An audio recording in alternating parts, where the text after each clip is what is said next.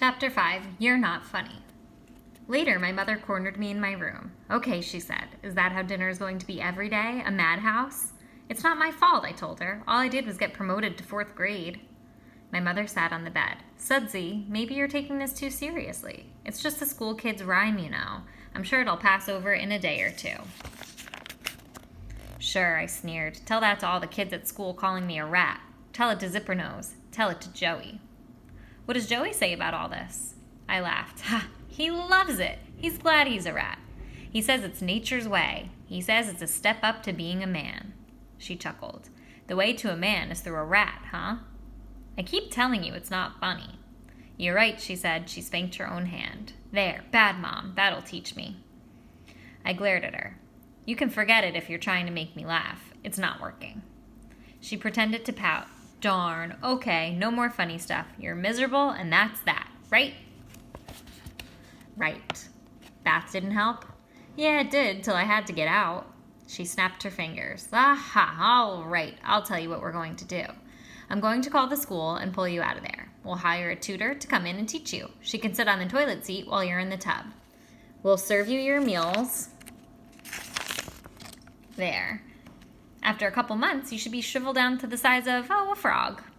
I pointed to the door. Mom, out. Or maybe we could put wheels in the bathtub and roll you off to school each day. We could, Mom! She shut up. She stood. She was biting her lip to keep from cracking up at her own hilarious self. She took a deep breath. She put her hand on my shoulder. Tell you what, there's more than one way to become a man. What's that? I said. Go sweep the sidewalk. You'll be a man in no time. She looked at me. I looked at her. Joey's voice hissed in my ear. Say no to your mom. Joey's voice was no match for my mother's look. I got the broom and went outside. I swept the sidewalk. My father had just cut the grass. He was putting the mower back in the garage. His weights were in the corner. They were covered with dust. Dad, I said, do you still lift your weights? Haven't for a couple years now, he said. I'm saving them for you and Bubba. Did they help you become a man? He looked at them. Oh, I don't know. I guess they helped me look like one. Can I see your muscle?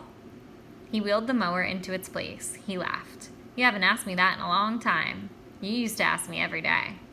I lifted his arm to get him started. Well, come on, let me see. He put his hand on behind his head and made the muscle. It looked like a baseball in there, or even a softball. Make it bounce, I told him. He made it bounce. I reached up and touched it. It was smooth and round and hard like wood. Pull me up, I said, like you used to. He lowered his arm a little. I don't know if I still can. You're not such a shrimp anymore, you know. I grabbed on with both hands. Hoist away! His arm started to crank up. My legs got straight. Then I was on my tiptoes. Then I was off the ground. I hung there for a couple seconds. Then he let me down. We went back out. He closed the garage door. I asked him if he used to take a lunchbox to school when he was in 4th grade. He thought. He nodded. Yep, I did. Did it have anything on the outside of it? Nope, it was one of those old-fashioned ones like Grandpop took to work. I wanted one just like his. No animals on it, huh? Elephants, anything? He shook his head. Nope, afraid not. It was black, about as dull as a lunchbox gets. He opened the front door. How about swings, Dad? Did you ever kick a little kid off a swing? He stopped. He looked at me funny. Where did that question come from? Somebody kick you off a swing? Oh, no, I said, heading inside. Just wondering. When I pulled down my bed cover that night, I found a mouse trap on my pillow. Dad thought we had a mouse once.